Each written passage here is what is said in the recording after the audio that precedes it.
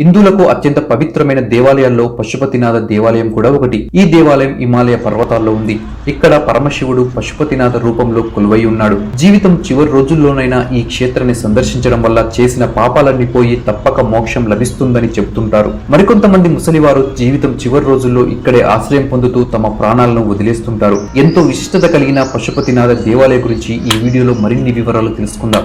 నేపాల్ రాజధాని కాఠ్మాండు నగరం ఈశాన్య దిక్కు పొలిమేరలో బాగమతి నది ఒడ్డున ఉంటుంది ఈ పశుపతి దేవాలయం. శివుడు ప్రధాన దైవంగా ఉన్న ఈ దేవాలయం ప్రపంచంలోని అతి పవిత్రమైన శైవ దేవాలయంగా భావిస్తారు. పశుపతినాథి దేవాలయం బంగారు శిఖరంతో అత్యంత అందంగా కనిపిస్తూ ఉంటుంది. ఈ దేవాలయంతో పాటు పరిసర ప్రాంతాల్లో జరిగే వైదిక కార్యక్రమాలు కొన్ని ఆశ్చర్యానికి గురిచేస్తాయి. ఈ దేవాలయ ప్రధాన శిఖరాలపై బంగారు కలశాలను అమర్చారు. సూర్యకిరణాలు వీటిపై పడినప్పుడు ఇవి మెరిసిపోతూ కనులకు విందును చేస్తాయి. ఇక్కడి శిల్ప సౌందర్యం ఎంత బాగుంటుందో పూజాది కార్యక్రమాలు కూడా అంతే బాగుంటాయి. కొన్ని కార్యక్రమాలు భయంకరంగాను కూడా ఉంటాయి. ఈ దేవాలయం అద్భుత శిల్పకళకు నిలయం. ఆ శిల్పాలను చూస్తున్నంతసేపు మనం నిజమైన దేవతలను, నాట్యకత్తలను చూస్తున్నామేమో అన్న అనుభూతిని కలిగిస్తుంది. అందుకే భారతీయ శిల్పకళపై పరిశోధన చేసేవారు ఎక్కువగా ఈ దేవాలయాన్ని సందర్శిస్తుంటారు.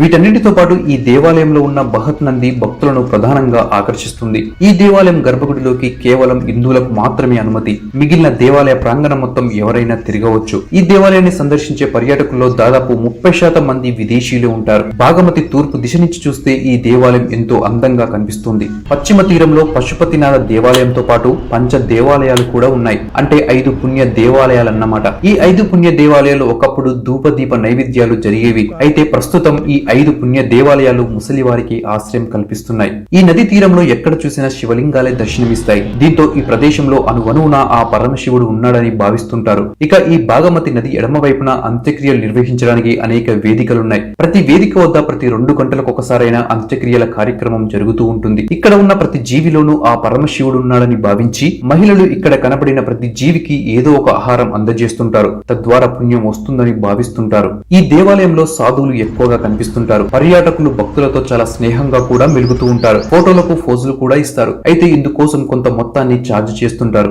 అలాగే పశుపతినాథ్ ఆలయంలో ఇంకా ఎన్నో దర్శనీయ స్థలాలు కూడా ఉన్నాయి. బంగారు తాపడం చేసిన దేవతామూర్తులు, చతుర్ముఖ విగ్రహం, 7వ శతాబ్దానికి చెందిన చండకేశ్వరుడు, బ్రహ్మ దేవాలయం, ఆర్యఘట్, గౌరీఘట్ ఉన్నాయి. ఆర్యఘట్ లో శ్మశానం కూడా ఉంటుంది. ఇక ఇక్కడ పూజలు చేసే పూజారులను భట్ట అని, ప్రధాన అర్చకుడిని మూలబట్ట లేదా రావాలని పిలుస్తారు. మూలబట్ట అంటే ప్రధాన అర్చకుడు. అప్పుడప్పుడు ఆలయ విశేషాలు నేపాల్ రాజుకి తెలియజేస్తుంటాడు. ఇక్కడి దేవాలయంలో ఉన్న మూల విరాట్ ని 4 అర్చకులు మాత్రమే స్పృశించే అవకాశం ఉంటుంది. శంకరాచార్యులు ప్రారంభించిన ఆలయ సంప్రదాయం ప్రకారం ఇక్కడి అర్చకులు దక్షిణ భారతదేశం నుంచి నియమించబడతారు. అయితే దక్షిణ భారతదేశం నుంచి అర్చకులు ఇక్కడ పూజలు నిర్వహించడానికి ఓ కారణం ఉంది.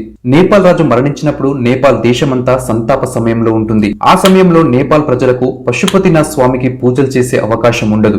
అయితే పశుపతినాథ్ కు పూజలు నిరంతరంగా కొనసాగాలనే కారణంతో భారతదేశ అర్చకులను నియమించడం జరిగింది. అయితే బాగమతి నది ఒడ్డునే ఈ పశుపతి దేవాలయం ఉండడానికి పురాణాల ప్రకారం 2 కారణాలు ఉన్నాయి. మొదటి కారణం, ఒకప్పుడు శివుడు జింక వేషం ధరించి బాగమతి నది ఒడ్డున విహరిస్తుండగా దేవతలు శివుడిని నిజమైన రూపంలో చూడాలనే కోరికతో జింక కొమ్ముని పట్టుకున్నారు. అప్పుడు ఆ కొమ్ము విరిగిపోయి అక్కడే ఖననం చేయబడింది. శతాబ్దాల తర్వాత ఒకనాడు ఓ ఆవు అక్కడి ప్రాంతానికి వచ్చి ఆ కొమ్ము పడిన ప్రాంతంలో పాలు కురిపిస్తుంటే పశువుల కాపరి అక్కడి ప్రదేశాన్ని తవ్వగా శివలింగం బయటపడింది. ఇక 2వ కారణం, ఒకరోజు శివుడు కాశీ నుంచి బాగమతి నది ఒడ్డున ఉన్న ముఖస్థలి అనే ప్రదేశంలో పార్వతి సమేతంగా వచ్చి జింక అవతారంలో నిద్రిస్తుండగా దేవతలు శివుడిని కాశీకి తిరిగి తీసుకుపోవడానికి జింకను లాగినప్పుడు జింక కొమ్ము విరిగి 4 ముక్కలుగా పడింది. ఈ 4 ఖండాలుగా పడిందే ఇప్పుడు చతుర్ముఖ లింగంగా మారింది. ఇక ఆలయ నిర్మాణ విషయానికొస్తే ఈ ఆలయ నిర్మాణ కాలం గురించి సరైన ఆధారాలు లేవు. కానీ గోపాలరాజ్ వంశవళి అనే చారిత్రక పత్రిక ప్రకారం శశుపదేవ అనే రాజు క్రీస్తు శకం 753 సంవత్సరంలో ఈ ఆలయ నిర్మాణం జరిపాడని తెలుస్తోంది. తరువాతి కాలంలో 1416 సంవత్సరంలో రాజా జ్యోతి ఈ దేవాలయానికి పునరుద్ధరణ పనులు జరిపించాడని, 1697 సంవత్సరంలో రాజా భూపేంద్ర ఈ దేవాలయాన్ని పునర్నిర్మించాడని తెలుస్తోంది. కొన్ని ప్రత్యేక దినాల్లో పశుపతినాథ్ దేవాలయాన్ని వేలాది భక్తులు దర్శిస్తుంటారు. సంక్రాంతి, మహాశివరాత్రి, రాఖీ పౌర్ణమి రోజుల్లో పశుపతినాథి దర్శన కోసం భక్తులు అపరిమిత సంఖ్యలో వస్తుంటారు. ముఖ్యంగా గ్రహణం రోజున ఇక్కడి పరమేశ్వరుడికి ప్రత్యేక పూజలు చేస్తారు. కొన్ని ప్రత్యేక దినాల్లో పశుపతినాథ్ దేవాలయాన్ని వేలాది భక్తులు దర్శిస్తుంటారు. సంక్రాంతి, మహాశివరాత్రి, రాఖీ పౌర్ణమి రోజుల్లో పశుపతినాథుని